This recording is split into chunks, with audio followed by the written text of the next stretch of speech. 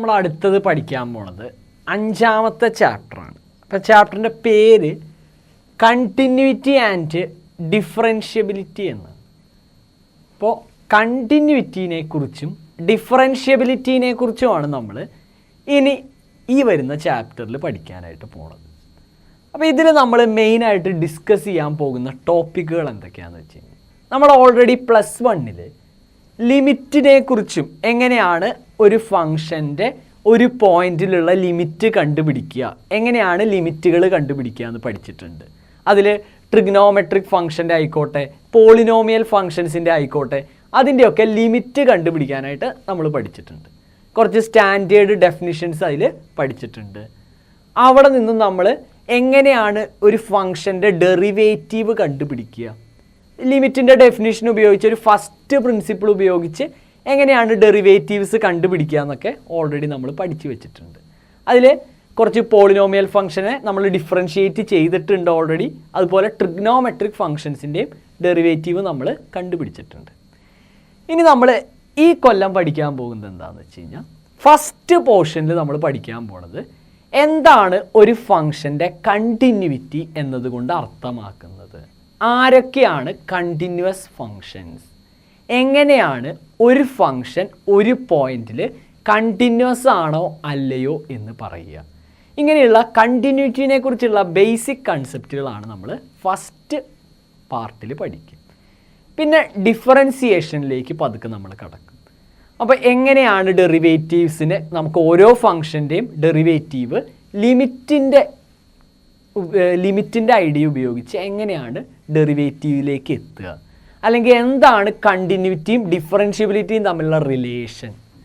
അത് കഴിഞ്ഞ് നമ്മൾ പതുക്കെ ഡെറിവേറ്റീവ്സിൻ്റെ, അതായത് ഡിഫറൻഷിയേറ്റ് ചെയ്യുന്നതിൻ്റെ കുറച്ച് ബേസിക് ആയിട്ടുള്ള റൂളുകൾ പഠിക്കും. ഓൾറെഡി +1 പഠിച്ചിട്ടുള്ളതാണ്. അത് നമ്മൾ ഒന്നുകൂടി തറമാക്കും. അതായത് ഒരു പ്രൊഡക്റ്റ് റൂളുണ്ട്, ഒരു കോഷ്യൻ്റ് റൂളുണ്ട്, ഒരു ചെയിൻ റൂളുണ്ട്. അപ്പോൾ ഇങ്ങനെയുള്ള റൂളുകൾ പഠിക്കും. അതിൻ്റെ കൂടെ കുറച്ച് സ്റ്റാൻഡേർഡ് ഡെറിവേറ്റീവ്സും നമ്മൾ പഠിച്ചു വയ്ക്കും. ദെൻ നമ്മൾ അവിടേക്ക് പുതിയ 2 ഫങ്ഷൻസ് ഇൻട്രൊഡ്യൂസ് ചെയ്യും. അതായത് ലോഗരിതമിക് ഫംഗ്ഷൻ എന്ന് പറയുന്ന ഒരു കാര്യവും എക്സ്പോണൻഷ്യൽ ഫംഗ്ഷൻ എന്ന് പറയുന്ന ഒരു കാര്യവും ഇൻട്രൊഡ്യൂസ് ചെയ്ത് വയ്ക്കും. ദെൻ അതിനുശേഷം എന്താണ് സെക്കൻഡ് ഓർഡർ ഡെറിവേറ്റീവ് എന്ന് പഠിക്കും. നമ്മൾ ഫസ്റ്റ് ഡെറിവേറ്റീവ് കണ്ടു, എന്നിട്ട് അതിനെ എഗെയിൻ ഡിഫറൻഷിയേറ്റ് ചെയ്യുമ്പോൾ കിട്ടുന്നതാണ് സെക്കൻഡ് ഡെറിവേറ്റീവ്. അപ്പോൾ എന്താണ് സെക്കൻഡ് ഓർഡർ ഡെറിവേറ്റീവ് എന്ന് പഠിക്കും. അതിനുശേഷം നമ്മൾ 2 തിയറംസ്, റോൾസ് തിയറവും മീൻ വാല്യൂ തിയറം, ഈ 2 തിയറംസ് പരിചയപ്പെടും. അപ്പം ഇത്രയും കാര്യങ്ങളാണ് നമുക്ക് ഈ ഒരു ചാപ്റ്ററിൽ പഠിക്കാനുള്ളത്. അപ്പോൾ അതിൽ നമ്മൾ ആദ്യം തന്നെ പോകുന്നത് നമ്മുടെ ടോപ്പിക് 1ലേക്കാണ്. ടോപ്പിക് 1 എന്ന് പറഞ്ഞാൽ കണ്ടിന്യൂറ്റി. നമ്മൾ പച്ച മലയാളത്തിൽ കണ്ടിന്യൂറ്റി എന്ന് പറഞ്ഞു കഴിഞ്ഞാൽ തുടർച്ച എന്നൊക്കെയാണ് അർത്ഥം. അപ്പോൾ നമുക്ക് ഏതൊക്കെ ഫങ്ഷൻസ് എവിടേക്കാണ് കണ്ടിന്യൂസ് ആവുക, അത് നമ്മൾ with the help of his graph നോക്കി നമ്മൾ എങ്ങനെയാണ് കണ്ടിന്യൂറ്റി പറയുക, അതിനെക്കുറിച്ചുള്ള ഡീറ്റെയിൽസ് ആണ് ഫസ്റ്റ് സെക്ഷനിൽ നമുക്ക് പഠിക്കാനുള്ളത്. അപ്പോൾ നമുക്ക് എന്താണ് കണ്ടിന്യൂറ്റി എന്ന് പറഞ്ഞു കഴിഞ്ഞാൽ അതിൻ്റെ ബേസിക് കാര്യങ്ങൾ എന്തൊക്കെയാണ്, അതിൻ്റെ വല്ല ഡെഫിനിഷൻസ് ഉണ്ടോ, അതിൻ്റെ എന്തെങ്കിലും പ്രോപ്പർട്ടീസ് ഉണ്ടോ, അതിന് ബേസ് ചെയ്ത് വല്ല തിയറംസ് ഉണ്ടോ, ഒക്കെ നമുക്കൊന്ന് നോക്കാം. അപ്പോൾ ആദ്യം തന്നെ ഞാനൊരു എക്സാമ്പിൾ പറഞ്ഞിട്ട് തുടങ്ങാം. ഇവിടെ ഞാനൊരു ഫംഗ്ഷൻ ഡിഫൈൻ ചെയ്തിരിക്കുന്നു. f(x) = 1 if x <= 0. അതായത് എക്സിൻ്റെ വില 0യോ അതിനേക്കാൾ ചെറുതോ ആണെങ്കിൽ ഫംഗ്ഷൻ്റെ ഇമേജ് 1 ആണ്. ഇനി 2 if x > 0 എന്ന് വെച്ചാൽ എക്സിൻ്റെ വില 0-നേക്കാൾ വലുതാണെങ്കിൽ ഇമേജ് 2 ആണ്. ഓക്കെ, അപ്പോൾ 0ൻ്റെ ഇമേജ് 1 ആണ്. പിന്നെ 0ൻ്റെ ലെഫ്റ്റിലേക്കുള്ള, അതായത് നെഗറ്റീവ് നമ്പേഴ്സിൻ്റെ ഒക്കെ ഇമേജ് 1 ആണ്. പിന്നെ പോസിറ്റീവ് നമ്പേഴ്സിൻ്റെ എല്ലാം ഇമേജ് 2 ആണ്. ഇങ്ങനെയാണ് നമുക്ക് ഈ ഫംഗ്ഷൻ ഡിഫൈൻ ചെയ്ത് തന്നേക്കുന്നത്. അപ്പോൾ ഈ ഫംഗ്ഷൻ്റെ ഗ്രാഫ് നമ്മൾ വരയ്ക്കുകയാണെങ്കിൽ ഇങ്ങനെയാണ് ഈ ഫംഗ്ഷൻ്റെ ഗ്രാഫ് ഇരിക്കുക. അതായത് 0ൻ്റെ ഇമേജ് 0, അതിനുശേഷം 0ൻ്റെ ലെഫ്റ്റിലുള്ള ഇപ്പോൾ 0.1 എടുത്തു എന്ന് വെക്കുക. എന്ന് വെച്ച് കഴിഞ്ഞാൽ അത് -0.1 എടുത്തു എന്ന് വെക്കുക. എന്ന് വെച്ചാൽ അത് 0ൻ്റെ ലെഫ്റ്റിൽ കിടക്കുന്നതാണ്, 0-നേക്കാൾ ചെറുതാണ്. അപ്പോൾ അതിൻ്റെ ഇമേജും 1. ഇതുപോലെ ഇപ്പോൾ -2 എടുത്തു എന്ന് വെക്കുക, അതിൻ്റെ ഇമേജും 1. -3 എടുത്താൽ അതിൻ്റെ ഇമേജും 1. അപ്പോൾ 0 തൊട്ട് ലെഫ്റ്റിലേക്കുള്ള എല്ലാ എലമെൻറ്റുകളുടെയും ഇമേജ് 1. അപ്പോൾ എനിക്ക് ഗ്രാഫ് ഇങ്ങനെയാണ് പോവുക. ഇനി ഇതുപോലെ 0ക്ക് ശേഷമുള്ള എല്ലാ ആൾക്കാരുടെയും ഇമേജ് 2. അപ്പോൾ 1ൻ്റെ ഇമേജ് 2, 2ൻ്റെ ഇമേജ് 2, 3യുടെ ഇമേജ് 2. അപ്പോൾ ഇങ്ങനെയാണ് ഗ്രാഫ് പോവുക. ഇതിൽ ഇവിടെ ശ്രദ്ധിക്കണം, 0യുടെ ഇമേജ് 1 ആണ്. ഇപ്പോൾ 0, 1 എന്ന് പറയുന്ന പോയിൻ്റാണ് ഗ്രാഫിലുള്ളത്. അതുകൊണ്ട് അത് നമ്മൾ ഡാർക്ക് ആക്കിയേക്കണം. അപ്പോൾ ഇങ്ങനെയാണ് ഈ ഫംഗ്ഷൻ്റെ ഗ്രാഫ് വരിക. അപ്പോൾ ഇതിൽ 0 എന്ന് പറയുന്ന പോയിൻ്റ്, എക്സ് ആക്സിസിലെ 0 എന്ന് പറയുന്ന പോയിൻ്റ് എടുത്തുനിന്ന് വെക്കുക. ഈ 0ൻ്റെ ലെഫ്റ്റിലുള്ള ഒരു വാല്യൂ എടുത്തുനിന്ന് വെക്കുക. ഇപ്പോൾ 0ൻ്റെ തൊട്ട് ലെഫ്റ്റിലുള്ള ഒരു വാല്യൂ എടുത്തു. ഇപ്പോൾ -0.001 അതിൻ്റെ ഇമേജ് ആരാന്ന് നോക്കി കഴിഞ്ഞ് കഴിഞ്ഞാൽ 1 ആണ്. ഇതുപോലെ അതിന് തൊട്ടപ്പുറത്തുള്ള വാല്യൂ -0.0001. അങ്ങനെ ഇത് ഉള്ളിലേക്ക് ഇങ്ങനെ ലെഫ്റ്റിൽ നിന്ന് 0യിലേക്ക് അപ്രോച്ച് ചെയ്യാമെന്ന് വിചാരിക്കുക. അങ്ങനെയാണെങ്കിൽ f(x)ൻ്റെ ഒക്കെ വാല്യൂ 1 ആണ് എന്ന് വെച്ച് കഴിഞ്ഞാൽ നമ്മൾ +1 പഠിച്ചതനുസരിച്ച് ഈ ഫംഗ്ഷൻ്റെ x = 0ൽ ഈ ഫംഗ്ഷൻ്റെ ലെഫ്റ്റ് ഹാൻഡ് ലിമിറ്റ് 1 ആണ്. ഇതുപോലെ 0യുടെ റൈറ്റ് ഹാൻഡ് ലിമിറ്റ്, 0ൻ്റെ റൈറ്റിലൂടെയാണ് അപ്രോച്ച് ചെയ്യണമെങ്കിൽ 0ൻ്റെ റൈറ്റിലുള്ള ഒരു പോയിൻ്റ് എടുത്താൽ അതിൻ്റെ ഇമേജ് 2. അപ്പോൾ അങ്ങനെ ഈ 0യുടെ റൈറ്റ് ഹാൻഡ് ലിമിറ്റ് എന്ന് പറയുന്നത് 2 ആണ്. അപ്പോൾ 0ൻ്റെ left hand limit 1, right hand limit 2.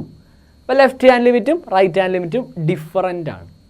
അപ്പോൾ ഈ ഫംഗ്ഷൻ്റെ ഗ്രാഫ് നമുക്ക് ഇങ്ങനെയാണ് കിട്ടുന്നത്. അപ്പോൾ ഇതിൽ ലെഫ്റ്റ് ഹാൻഡ് ലിമിറ്റ് 1 ആണ്, റൈറ്റ് ഹാൻഡ് ലിമിറ്റ് 2 ആണ് അറ്റ് 0. അപ്പോൾ ഈ ഫംഗ്ഷൻ്റെ ഗ്രാഫ് വരയ്ക്കുമ്പോഴേ നമുക്കൊരു പ്രശ്നം വരുന്നത് എന്താ വെച്ച് കഴിഞ്ഞാൽ, ഇപ്പോൾ നമ്മൾ ലെഫ്റ്റിൽ നിന്ന് ഗ്രാഫ് വരച്ച് പോയി എന്ന് വെക്കുക.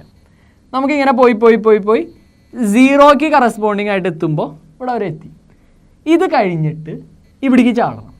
അപ്പോൾ നമ്മൾ ഇങ്ങനെ വരച്ച് പോയിട്ട് ഇവിടെ എത്തി. ഇനി പേന എടുത്തിട്ട് വേണം ഇവിടുത്തെ ഈ ഭാഗം വരയ്ക്കാനായിട്ട്. സോ ഇതിൻ്റെ ഗ്രാഫ് വരയ്ക്കുമ്പോൾ നമുക്ക് കണ്ടിന്യൂസ് ആയിട്ട് വരയ്ക്കാൻ പറ്റണില്ല, തുടർച്ചയായിട്ട് ഒറ്റ സ്ട്രെച്ചിൽ വരയ്ക്കാനായിട്ട് പറ്റണില്ല. ഈ 0യിൽ വെച്ച് പേന എടുക്കേണ്ടി വരുന്നു എന്ന് വെച്ച് കഴിഞ്ഞാൽ ഈ ഫംഗ്ഷൻ്റെ കണ്ടിന്യൂറ്റി 0യിൽ വെച്ച് നഷ്ടപ്പെടുന്നു എന്നർത്ഥം. ഓക്കെ, അപ്പോൾ this function is discontinuous at x = 0. ഏത് പോയിന്റിൽ വെച്ചാണോ നമുക്ക് പേന മാറ്റേണ്ടി വരുന്നത് ആ പോയിന്റിൽ ഈ ഫംഗ്ഷൻ കണ്ടിന്യൂസ് അല്ല. ഇപ്പോൾ ഇവിടുത്തെ ഈ ഫംഗ്ഷൻ്റെ കണ്ടിന്യൂറ്റി പോണത് അറ്റ് x = 0യിലാണ്. അപ്പോൾ ഇവിടുത്തെ കണ്ടിന്യൂറ്റി എങ്ങനെയാണ് നഷ്ടമായതെന്ന് ചോദിച്ചു കഴിഞ്ഞാൽ നമ്മൾ ലിമിറ്റിൻ്റെ ഭാഷയിൽ പറയുകയാണെങ്കിൽ നമ്മുടെ 0യിൽ ലെഫ്റ്റ് ഹാൻഡ് ലിമിറ്റ് എടുത്താൽ 0യിലെ ലെഫ്റ്റ് ഹാൻഡ് ലിമിറ്റ്, ഞാൻ അതിനെ ചുരുക്കി LHL എന്ന് പറയുകയാണ് കേട്ടോ, ലെഫ്റ്റ് ഹാൻഡ് ലിമിറ്റ്. അപ്പോൾ അതായത് ലിമിറ്റ് x → 0 മൈനസ് f(x) എടുത്തു എന്ന് വെക്കുക. അതായത് ലെഫ്റ്റ് ഹാൻഡ് ലിമിറ്റ് 0ൻ്റെ ലെഫ്റ്റ് ഹാൻഡ് ലിമിറ്റ് എടുത്തു കഴിഞ്ഞാൽ ഉത്തരം 1 എന്നും, ഇതുപോലെ റൈറ്റ് ഹാൻഡ് ലിമിറ്റ് എടുത്തു കഴിഞ്ഞാൽ നമുക്ക് കിട്ടുന്നത് limit x → 0 plus f(x).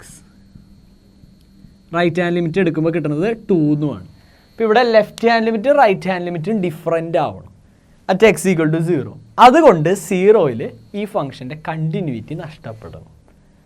Okay, അപ്പോൾ കണ്ടിന്യൂറ്റി എന്ന് പറഞ്ഞാൽ നമുക്കൊരു ഫംഗ്ഷൻ കണ്ടിന്യൂസ് ആവണമെങ്കിൽ നമുക്ക് പേന എടുക്കാതെ അതിൻ്റെ ഗ്രാഫ് വരയ്ക്കാനായിട്ട് പറ്റണം.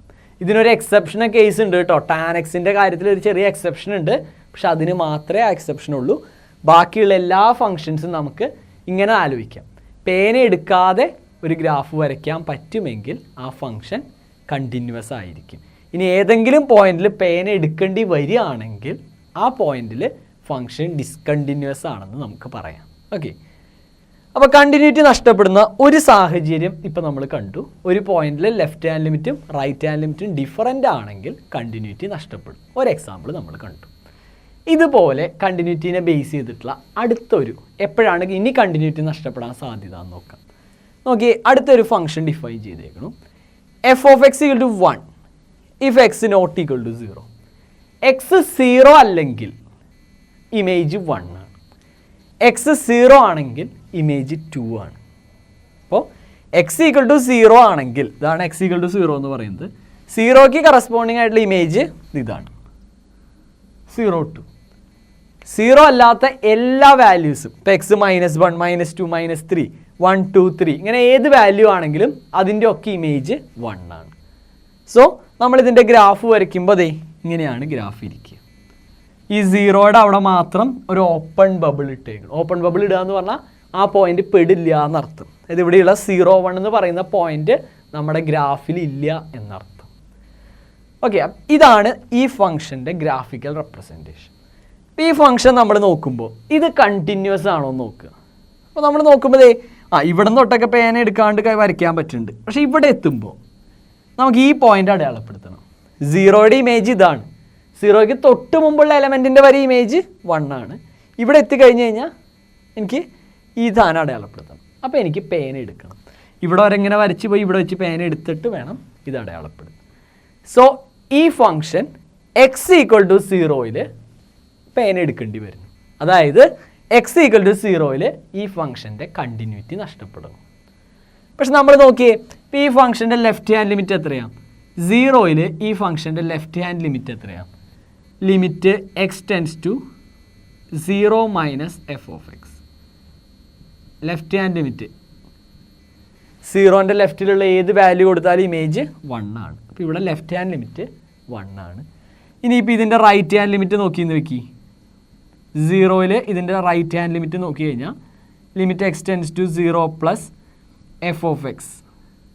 റൈറ്റ് ഹാൻഡ് ലിമിറ്റ് എന്ന് പറഞ്ഞാൽ 0 ഈ ഇപ്പുറത്ത് നിന്ന് അപ്രോച്ച് ചെയ്യാമെന്ന് വെക്കുക. അപ്പോൾ ഇവിടെ റൈറ്റിലുള്ള വാല്യൂസിൻ്റെയൊക്കെ ലിമിറ്റ് 1 ആണ്. അപ്പോൾ ഇതിൻ്റെ റൈറ്റ് ഹാൻഡ് ലിമിറ്റ് എന്ന് പറഞ്ഞു കഴിഞ്ഞാൽ ദാറ്റ് ഈസ് 1. ലെഫ്റ്റ് ഹാൻഡ് ലിമിറ്റും 1, റൈറ്റ് ഹാൻഡ് ലിമിറ്റും 1. പക്ഷേ നമുക്കിവിടെ പേന എടുക്കേണ്ടി വന്നത് എന്തുകൊണ്ടാണ്? ഇതിൽ 1ൻ്റെ ഇമേജ് f of 1 എന്ന് പറയുന്നത് 2 ആയിപ്പോയി.